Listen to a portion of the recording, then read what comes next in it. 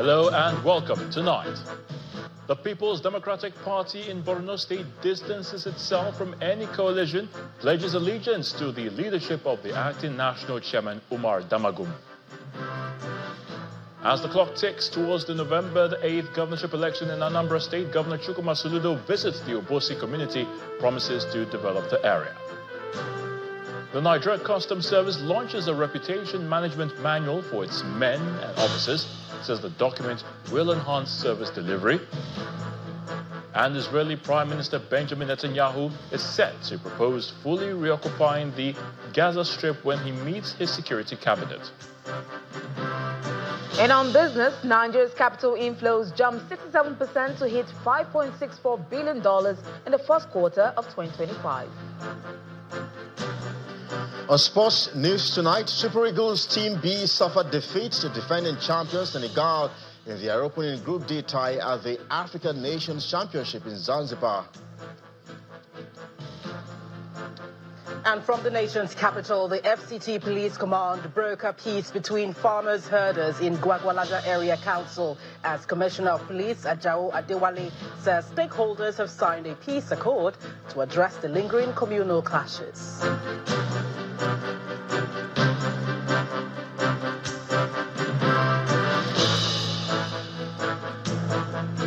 Politics takes center stage, and we kick off from Borno, where the state chapter of the People's Democratic Party has distanced itself from any coalition, pledging allegiance to the leadership of the party under the acting national chairman, Mr. Umar Damagum.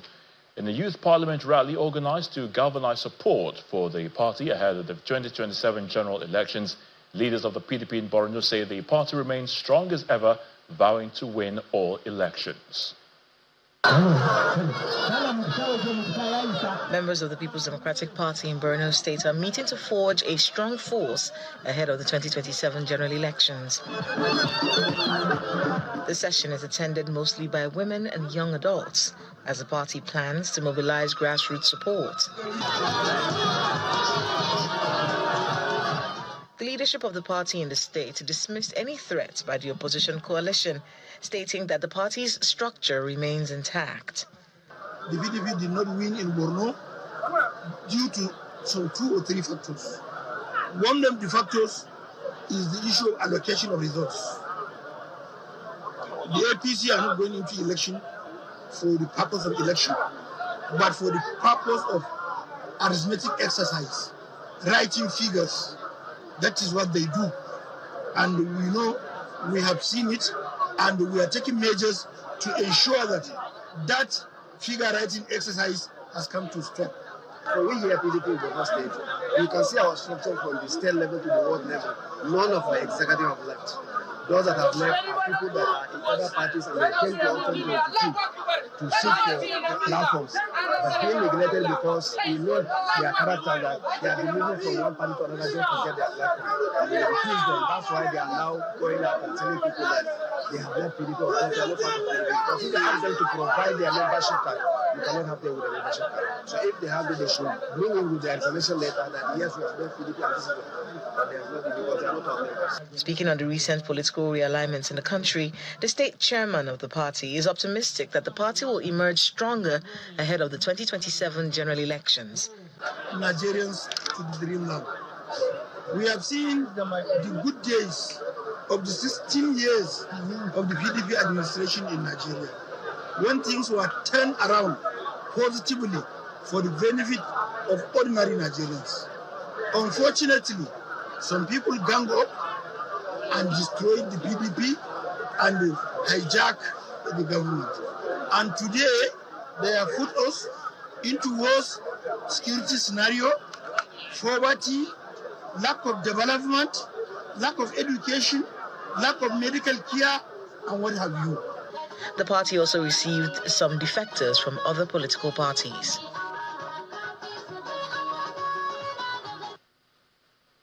Following the resignation of Dr. Abdullahi Ganduje as the national chairman of the All Progressives Congress, stakeholders of the party in Kano State have reaffirmed their unwavering support for the administration of President Bola Tinubu. The event, which attracted political heavyweights from the state, took place amid strong shows of unity and commitment to the party's former national leader, Abdullahi Ganduje. Our correspondent, Abubakar Saliu, reports. A full house at a strategic APC stakeholders meeting in Kano. The air filled with political chants, party slogans, and a renewed call for unity.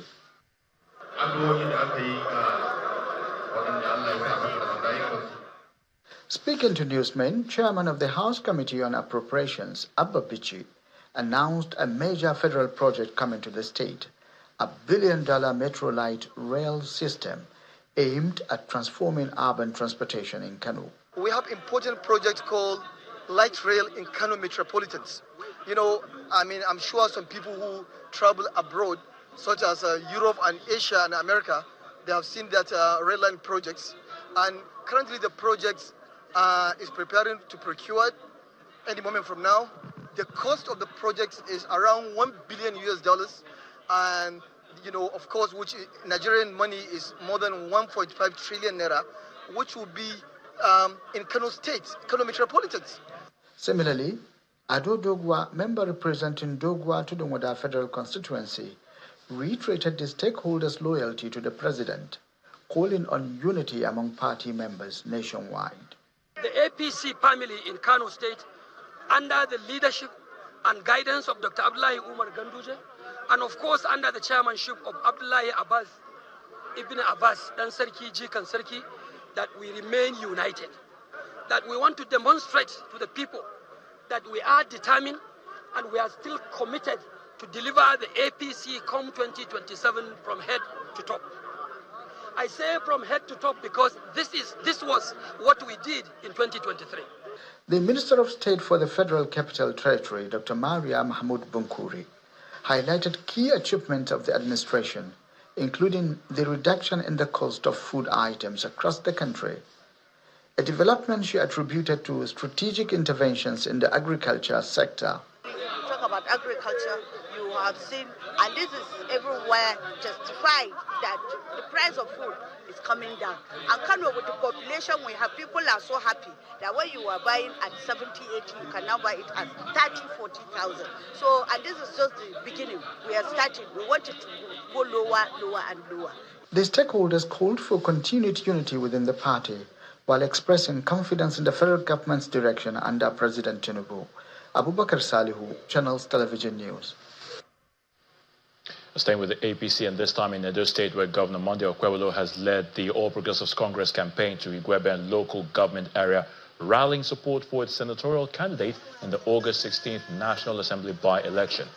Governor Okwewolo reassured supporters of his pledge to revive the state-owned College of Education, Igweben, as the party also received more defectors from the opposition at the event. One of the defectors from the People's Democratic Party and a former Commissioner for Finance in Edo State, John Inebedion, said he's returning to the party where he started his political career. Are you people ready? I know that this very election is not our problem. Is that not so? Why we are even here is not because of this one, because I know you people will do the needful here. Is that not so? My own is to tell you, I promised the president 2.5 million votes in Edo, 2000. Oh yeah. You know, I was here last week, and I told you we start hearing news about the school. Is that not so? We are getting our school back. Is that not what we want? Yes. I'm not going to talk much. The vote for him is the vote for me. Is the vote for Asewaju. Is that not so? So, 16th of August is not far. We just have 12 days from now. In the evening, we will come here to look at your results. Our results will speak for us. Is that not so?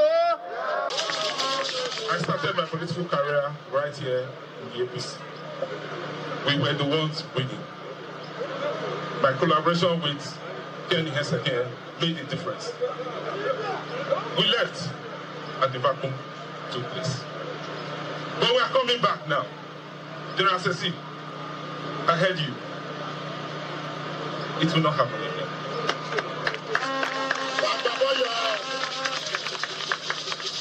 Coming with me to join the APC again is the former chairman APC of the local government and 18 members of that expo at the NGA. They are inside the crowd because 6 were chairmen and their expo. So we are returning back the old APC structure. And also leaders and grassroots mobilizers, the people that make the difference. They don't talk much, they deliver with numbers. More politics, and in Anambra, Obosi community in the Idemili North local government area of the state has held a thank you rally for Governor Chukwuma Soludo for his impactful leadership and remembering the community in his government, particularly with the appointment of one of their sons as Commissioner for Works, as well as appointing his traditional ruler as the chairman of Anambra State Traditional Rulers Council. The community used the occasion to endorse Governor Soludo for his second term in office as he promised to develop Obosi community. Governor Soludo begins his engagement in Obosi with a courtesy visit to the traditional ruler of the kingdom, Igwe Chidubem Iweka, where APCA stakeholders received him and his team.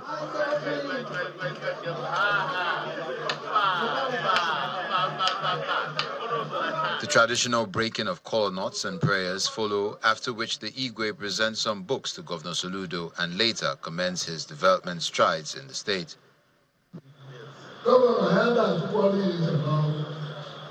Governor, we are not worried about you working. We are only worried about how to support you, because your work can no longer be termed political. You are intentional about fixing Anambra, and I pray that it shall be well with you in the morning, afternoon, night, and at all times. Anambra will continue to be nice to our traditional rulers. We are the foundation of every of the communities. Continue to lead, continue to provide leadership at that base. From the palace, the governor proceeds to the town hall, and the youths welcome him with open arms.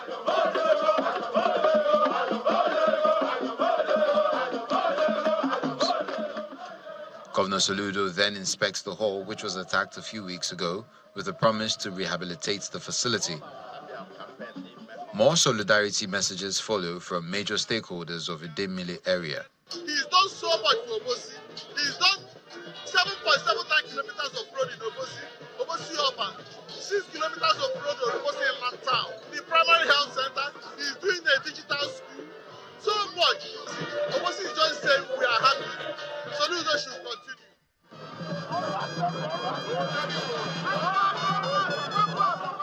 An elated Governor Soludo responds with assurances of more developments to ensure that Anambra is a preferred investment destination. Obosi, I salute you. Is it about Oka 2.0? A brand new city that is emerging? Anambra new industrial city that is being designed? Our real master plan that is already designed? We are coming. Anambra must be a destination.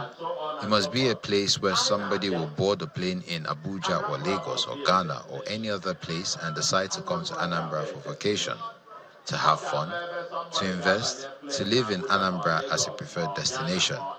We are the light of the nation.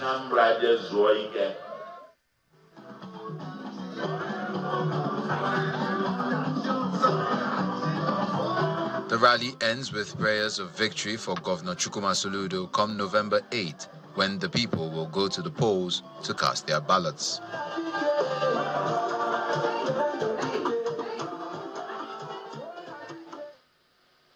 In part two, after the break, some communities in Lagos are still grappling with the impact of flooding following a heavy rainfall across the state in the early hours of Monday. Please stay with us.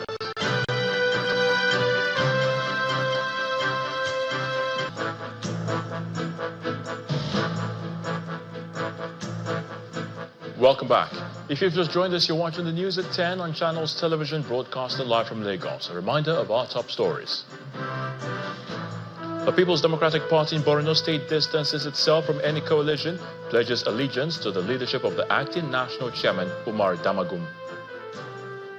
As the clock ticks towards the November the 8th governorship poll in Anambra State, Governor Soludo visits the Obosi community, promises to develop the area. The Nigeria Customs Service launches a reputation management manual for its men and officers, says the document will enhance service delivery. And Israeli Prime Minister Benjamin Netanyahu is set to propose fully reoccupying the Gaza Strip when he meets his security cabinet.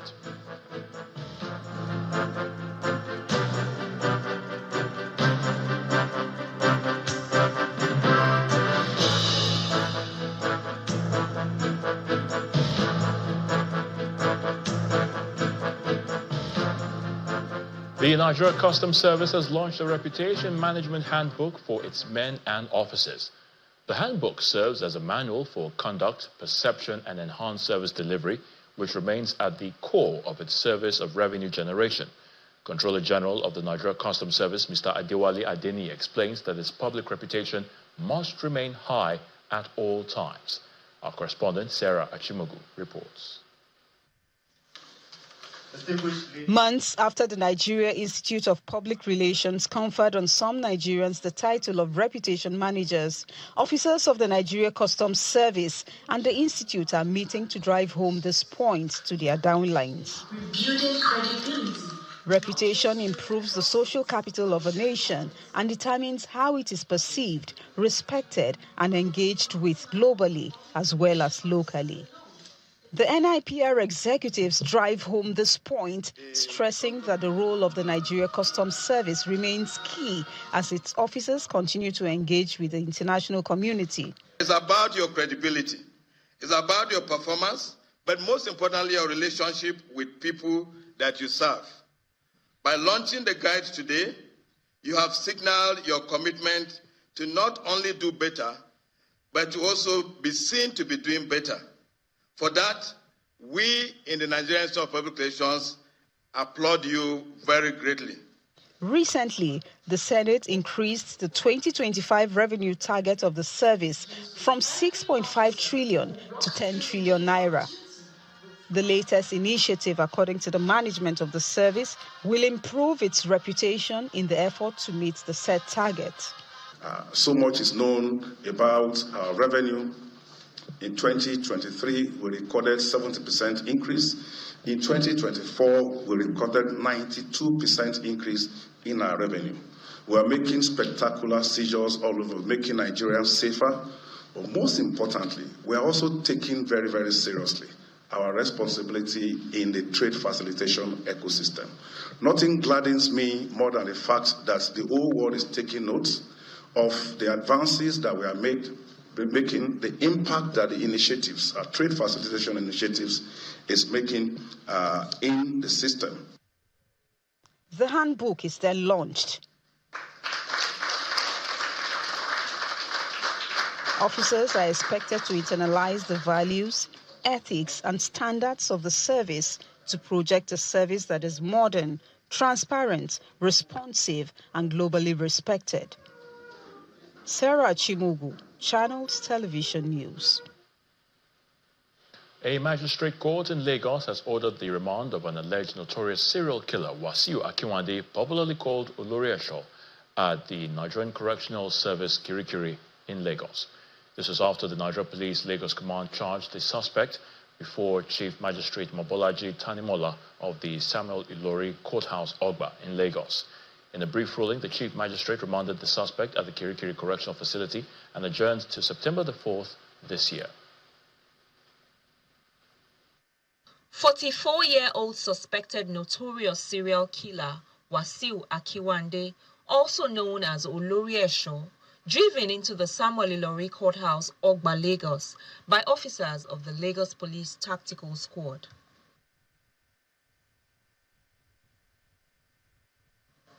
The suspect is charged before Chief Magistrate Mobolaji Tanimola on an 11-count charge of alleged conspiracy, murder, attempted murder, illegal possession of firearms, membership of an unlawful society, possession of poisonous dagger, grievous bodily harm, threat to life, and possession of international passports. Some of Oloriesho's victims are also here at the courthouse. I was called by a friend that Wasiu has shot my brother.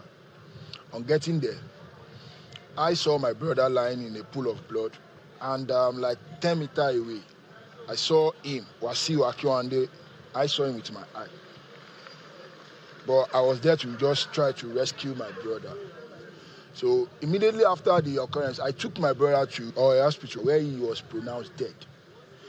Then we called on the tactical team of Ogambasi. And before even the Ogambasi arrived, there was a guy, before my arrival, there was a guy that tried to rescue my brother, Ramadan Muhammad. Because this guy is trying to rescue a friend, they killed that guy too, on that spot. That fateful night, around 12:08, we got to his residence. He flew, he ran. But we were able to, among which the one he used to kill my brother, according to the IPO in charge, was among.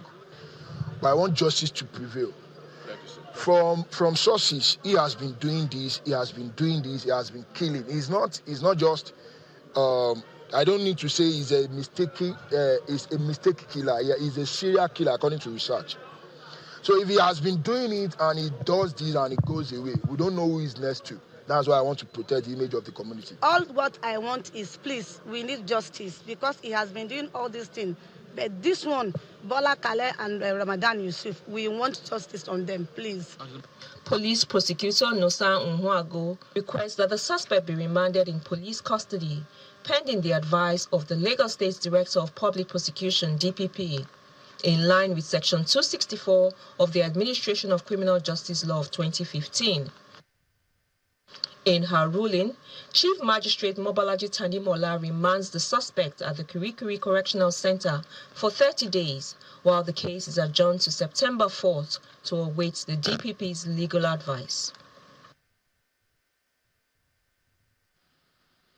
So let's head to the nation's capital now, and Gloria Mizoke is standing by to give us the latest from our Abuja studios. Hello, Gloria.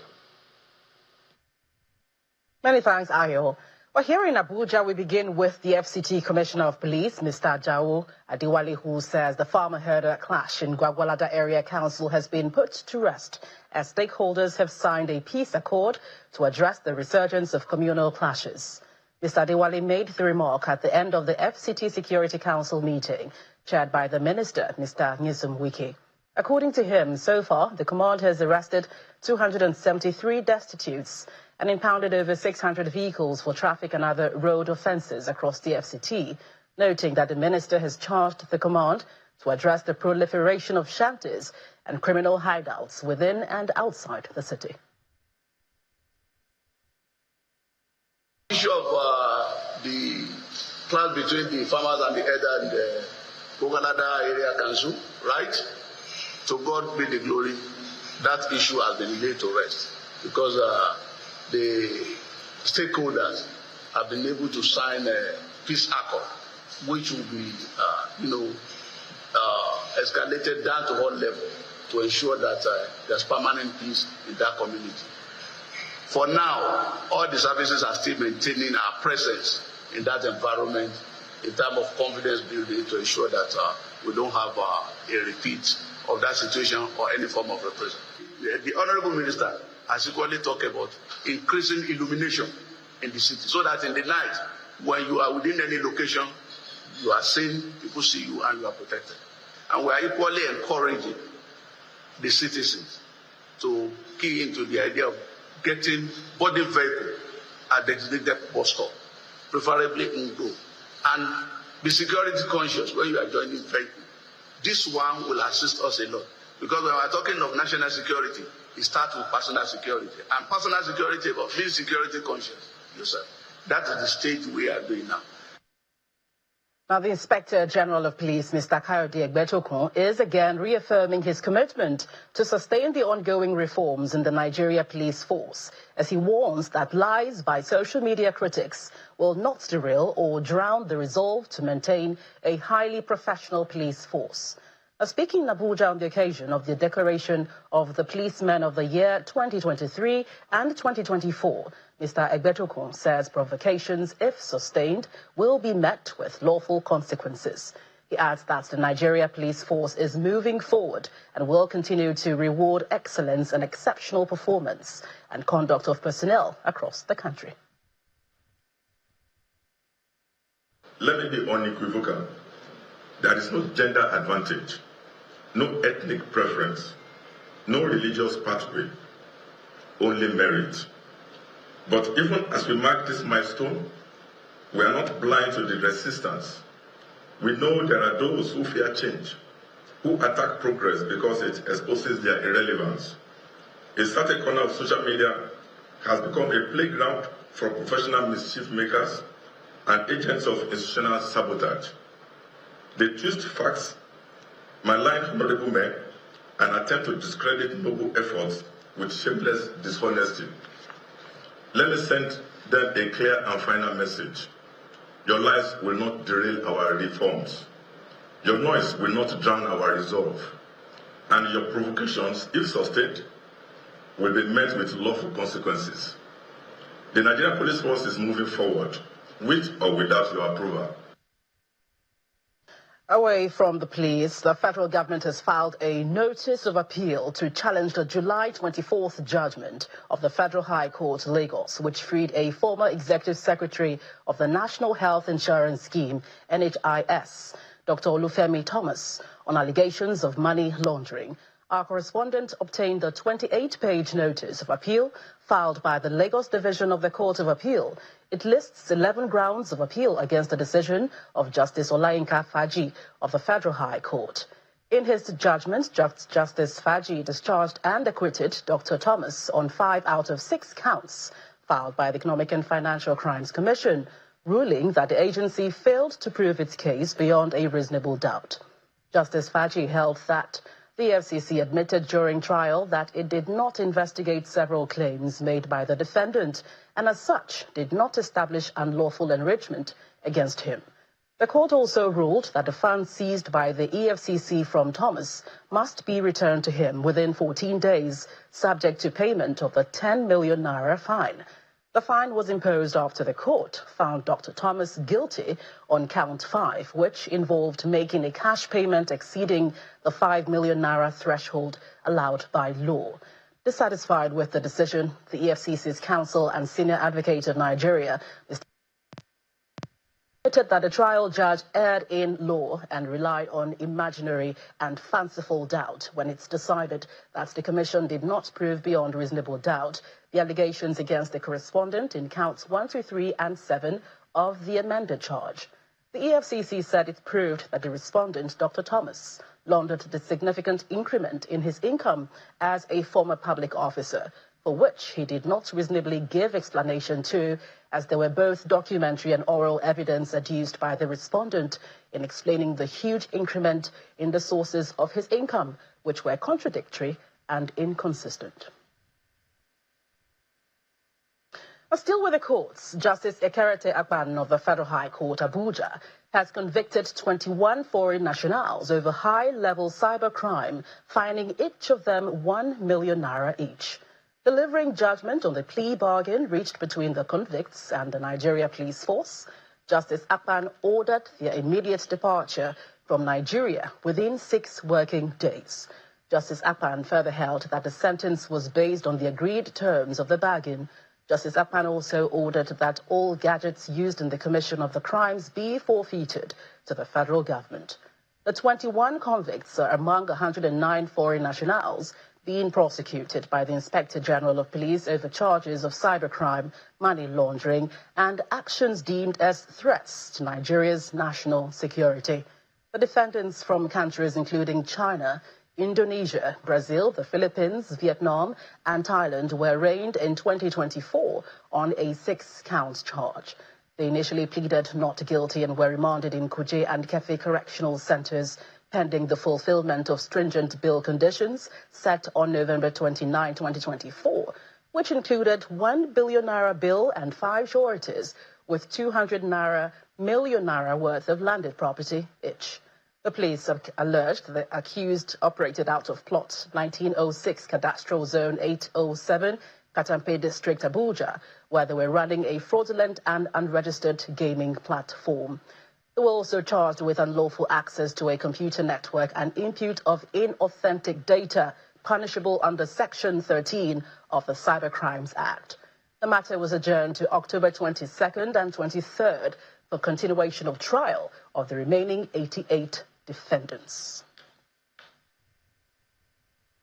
But still ahead on the news at 10, Nigeria's capital inflows jumped 67% to hit $5.64 billion in the first quarter of 2025. Well, that's some business news. Let's join us again.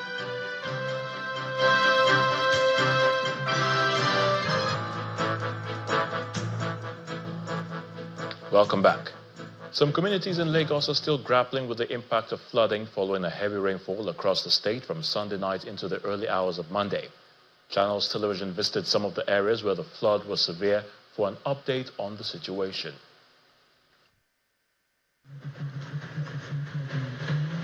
Dark clouds hover over Irawa neighborhood in Abueketu as rainfall appears to have subsided across Lagos following a heavy downpour that lasted over 12 hours.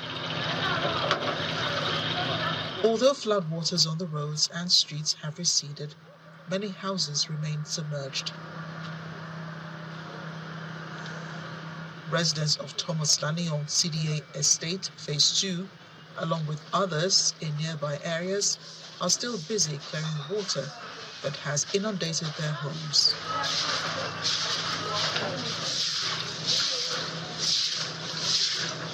The water is entering free. It's because of the water. I raise it like this. My drugs, everything. So the water is still coming out. When I wake up in the morning after 6 to put leg down from the bed, my leg enter inside deep water. I shout, and there was no light because of the rain. The power was interrupted. So when I take touch, I see that everywhere, all kind of the flat is already submerged. My properties are destroyed. You cannot cook, you cannot do anything. The community attributes the overflow to inadequate drainage infrastructure and an unfinished road project, which have only worsened the situation.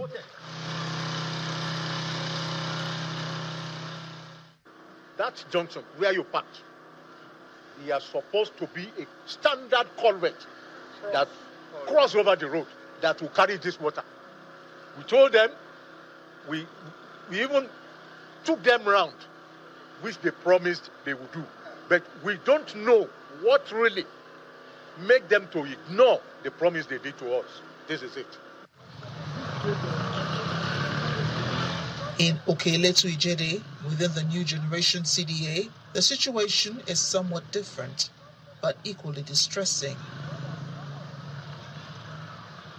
The flood caught residents off guard, damaging property.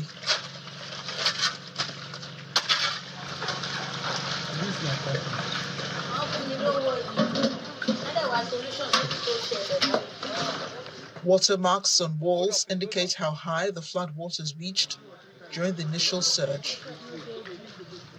Suddenly, we just hear the collapse of the fence that destroyed my car. And then from that time, we experienced that the water got into the building, reaching up to my waist. And I took my wife and my children inside the water. We went to the safety place. Notably, the area lacks a functional drainage system that could have mitigated the overflow. The one currently under construction by the area's representative at the Lagos State House of Assembly remains incomplete. We need the government's help. As you can see, this drainage, good idea, but is not big enough to contain the level of water that we encountered yesterday. And from what we heard, the damage that came was as a result of the drainage that is at one fold. We learned there's the channel for the drainage at one fold at Berigbe area, that the road construction is ongoing, that that channel was blocked. Although there have been no fatalities, this flooding has been described as the worst in both communities.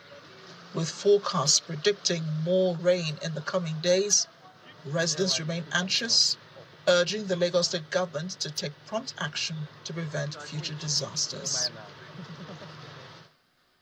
Rather than placing all the blame for examination malpractice on schools and principals, the Lagos State Chairman of the Nigerian Union of Teachers, NUT, Comrade Akintoye Hassan, says there's a need for more realistic solutions. He made the statement at the union's third annual lecture and award series. The event, held in honor of former NUT National President Michael Ulukoya, brought together various stakeholders in the education sector. The theme of the lecture was revitalizing basic education, addressing decline in students' performance and promoting excellence. Attendees, including the Lagos State Commissioner for Basic and Secondary Education, Mr. Jamiu Ali Balogun, and President of Ashoka Africa, Angelo Azelo, revealed potential solutions to the declining standards in basic education. The event also included an award ceremony where outstanding individuals in the education sector were recognized for their contributions. Examination malpractices is a criminal offense if indeed we are sincere. Why can't we establish against whoever that err and prosecute them? WAEC has chosen to be the one to allege, the one to try, and the one to judge. And I think it is not fair to be a judge in your own case. Why the union condemn any form of bad practices? It is both unjust and demoralizing to place the entire body of enforcement on school heads who are already stressed thin with multiple administrative and instructional responsibility. We find this trend not only insulting to the office of the principals, but also counterproductive to the ideals of educational leadership. We therefore use this platform to register our strong displeasure with the West African Examination Council WAEC and other relevant bodies, and to call for a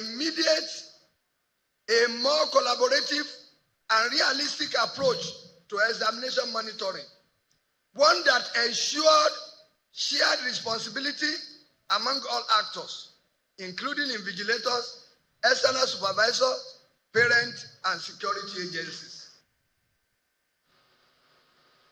To find out what's happening in the world of business, here's Will Ibon. Will?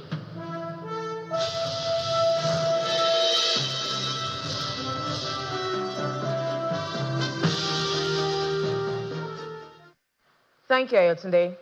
$5.64 billion, that's the total capital inflow Nigeria attracted in the first quarter of 2025, a 67.1% increase from the same period in 2024, according to the National Bureau of Statistics. Meanwhile, portfolio investments accounted for over 92% of the total inflows, while foreign direct investment was the lowest at just 2.2%. The banking sector led with $3.1 billion, followed by financing and manufacturing. The UK was the top source of capital, contributing over $3.6 billion, while South Africa and Mauritius followed behind. Abuja and Lagos topped the list of capital destinations, receiving a combined 99.5% of the total inflows. Other states, including Ogun, Oyo, and Kaduna, saw minimal investments. Now, from being one of the top destinations for capital inflows, Lagos State contributes 33% of Nigeria's GDP, and that's according to the Deputy Governor Kadri Amzat, who spoke at the opening of a 3-day engagement between the state and the Revenue Mobilization Allocation and Fiscal Commission. The meeting focused on Lagos' request to access Stabilization Fund and review statutory allocation. Mr. Amzat also highlights that Apapa and Tinkan ports handle most of Nigeria's foreign trade, but warns that the ports are now facing setbacks due to shallow waters. He says tough decisions are needed for the country to move forward. So if we say that Lagos State generates 33% of the GDP of the country, it means that building that correlates with the progress of the country. So we shouldn't be emotional about it. Apapa and Tinkan Port is responsible for 89.8% of foreign trade in our country. Apapa and Tinkan. You can Google it. Because of what is happening in Apapa and Tinkan, a lot of the ships stopped coming to Nigeria. Our country became a transshipment port. They will stay in the middle and then start loading to small, because we didn't dredge the place. It's shallow water. But Lekki Port now, any ship can come there, any ship, no matter the size. So protecting those must be important. Marine operation must be important to our country. Making progress for us as a people will be difficult if we don't do the right things. And I wonder what our own children will say about us if we truly cannot, as a people, do the right things. Now moving on to the financial sector, Ecobank Group has exited Mozambique after selling its subsidiary, Ecobank Mozambique SA, to FDH Bank PLC of Malawi. The deal, which has received all regulatory approvals, is expected to be completed within the 2025 financial year. The company says the sale is part of its strategic growth and transformation plan. Ecobank assures that the transition will not affect services, assets, or staff in Mozambique. FDH Bank will finance the acquisition fully from its retained earnings. Speaking of earnings, the domestic equities market sustained bullish momentum for a second day this week. Here's Laddie Williams with the highlights.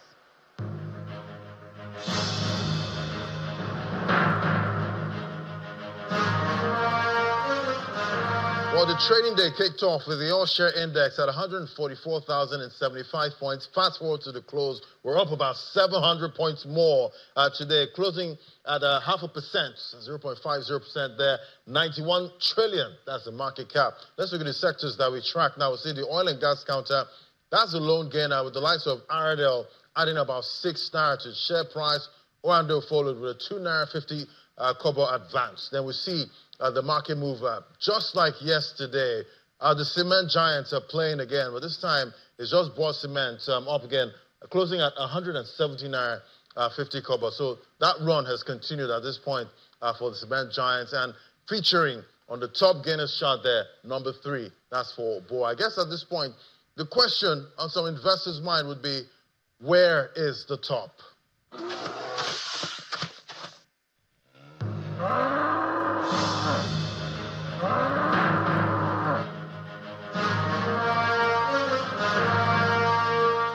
Thank you, Laddie. We'll keep looking out for that top. Now let's see closing numbers for other major equities around the world.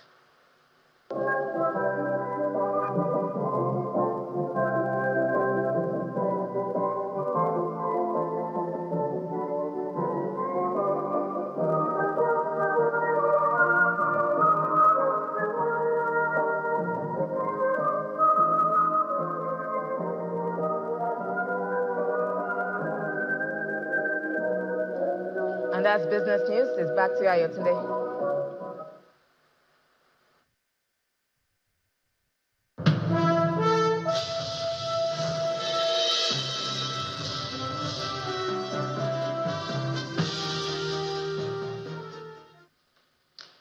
Thanks so much, Will. The Israeli Prime Minister Benjamin Netanyahu says he and his cabinet will work on new military directives aimed at achieving what he termed the war goals in Gaza, specifically defeating the enemy, freeing our captives, and ensuring that Gaza will no longer be a threat to Israel, according to him, of course. Well, the Prime Minister was speaking just before the weekly government meeting. He's on Tuesday with more international news and around the world in 5 from our London studio. Good evening and welcome to the Channel Studios here in London with your international news around the world in 5.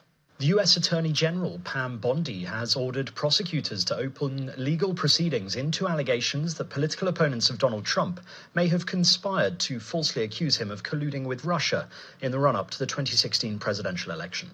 It's thought prosecutors will submit evidence to a grand jury. It's unclear, however, what those charges might be and who could be charged. Mr. Trump was elected president in the 2016 election, beating the Democratic candidate Hillary Clinton. Mr. Trump has previously accused Barack Obama of treason, a claim an Obama spokesperson labeled bizarre. The witch hunt that you should be talking about is they caught President Obama absolutely cold, Tulsi Gabbard. What they did to this country in 2016, starting in 2016, but going up to 2020 in the election. They tried to rig the election, and they got caught. And there should be very severe consequences for that. But it's time to start, after what they did to me, and whether it's right or wrong, it's time to go after people. Obama's been caught directly, and Biden was there with him, and Comey was there, and Clapper, the whole group was there. A damning report into the fatal Titan sub disaster has found that OceanGate had critically flawed safety practices and a toxic workplace culture. The US Coast Guard said the company leveraged intimidation tactics to evade regulatory scrutiny and completely ignored vital inspections. The family of two of the victims says no report can alter the heartbreaking outcome and has called for meaningful reform. Brazil's Supreme Court has ordered that the former right-wing president, Jair Bolsonaro, be put under house arrest. He is standing trial over allegations he plotted a coup, which he denies. The judge in the case said the decision was taken because Bolsonaro hadn't complied with restraining orders put on him last month. In response to the order, Bolsonaro's legal team denied breaching any restraining order and said they would appeal the ruling. In a statement on X, the US State Department said it condemns the court order and will hold accountable all those aiding and abetting sanctioned conduct.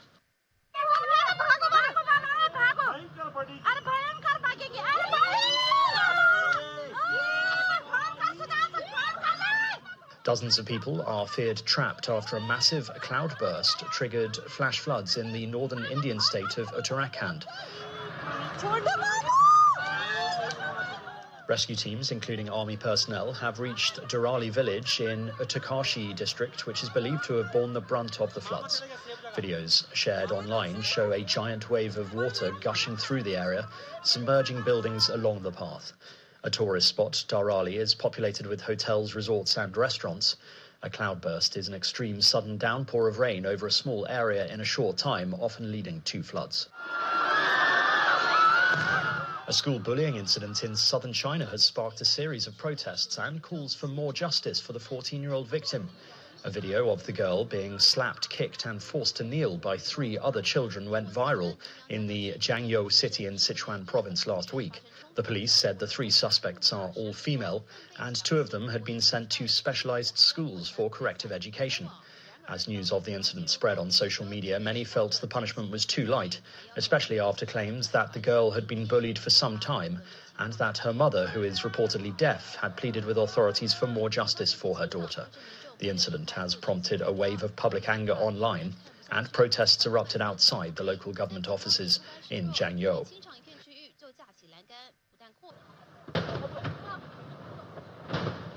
And firework launch barges have caught fire after pyrotechnics landed on them during a summer fireworks festival in Japan's city Yokohama on Monday evening. The blaze broke out on 2 boats being used to launch the fireworks. 5 workers were rescued after jumping into the sea, according to a Japanese public broadcaster. 1 was taken to hospital with a minor injury. Event organisers had planned to launch around 20,000 fireworks in 25 minutes as part of the festival, but the event had to be cancelled following the fire. And that's your international news around the world in 5. Now back to the Channel studios in Lagos. Many thanks, Simon. The management of Zenith Bank has splashed 200 million naira on the national female basketball team, the Tigers, for winning the 2025 Afro Basketball Women's Championship for the 5th consecutive time. Speaking in Abuja while hosting the team, the Managing Director and Chief Executive Officer of Zenith Bank, Dame Adora Milji, says the bank is delighted with the team and will continue to support them to become world champions. She reaffirms the bank's commitment to advancing women's basketball in addition to promoting sports development across the country. The reigning Afro Basketball Women's Championship, the Tigers, arrived at the regional headquarters of Zenith Bank in Abuja to a red carpet reception. Excitedly, top management members of the bank, led by the managing director, receives the team amidst singing and dancing.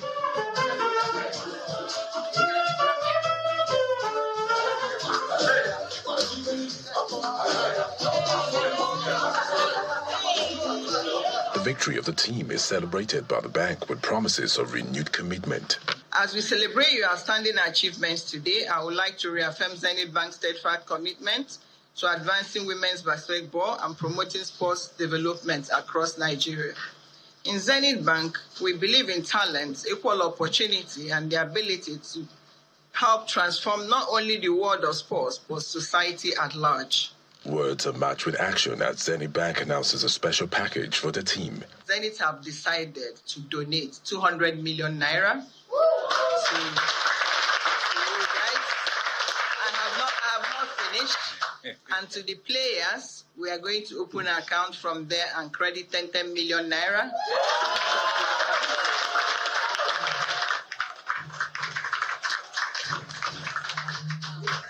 Liberty, velocity, and unflinching support to our national. The gesture of the bank receives massive applause. We really want to thank you for this gift, for the reward, for the opportunity to be here today. And we look forward to continuing our partnership with you in the future. We want to thank you, and we appreciate very much your contribution to the development of basketball, women's basketball in Nigeria. A symbolic jersey presentation is made to the managing director of the bank. The head coach of the team is quite appreciative of the warm reception by the bank. This is amazing. They are really setting the standard, setting the pace for other sponsors to donate. Zenith Bank is a standard. So thank you so much.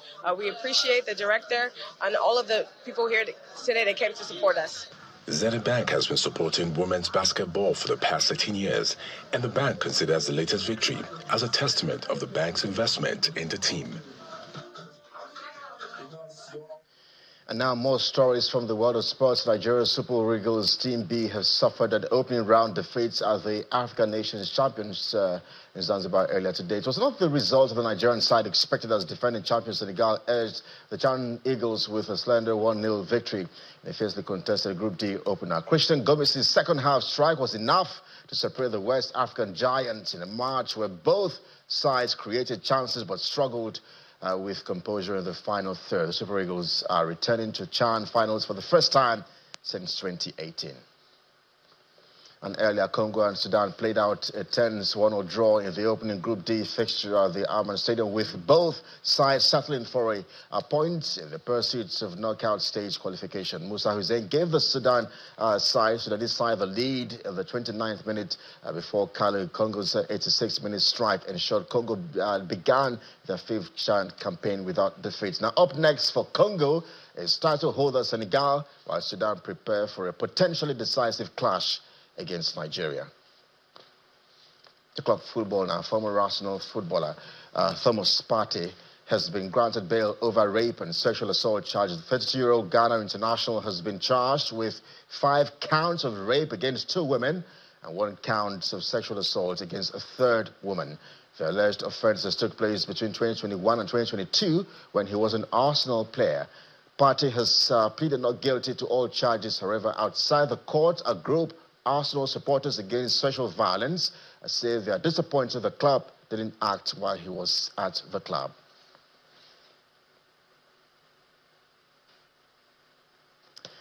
That's your sports news tonight. I am Kelly Egiga. It's back to Ayotunde. And the main news again. The People's Democratic Party in Borno State has distanced itself from any form of coalition as the party pledged allegiance to the leadership of the acting national chairman, Umar Damagum. That's the news at 10 tonight. Thank you so much for watching. I'm Ayotunde Balogun. Do have a good night.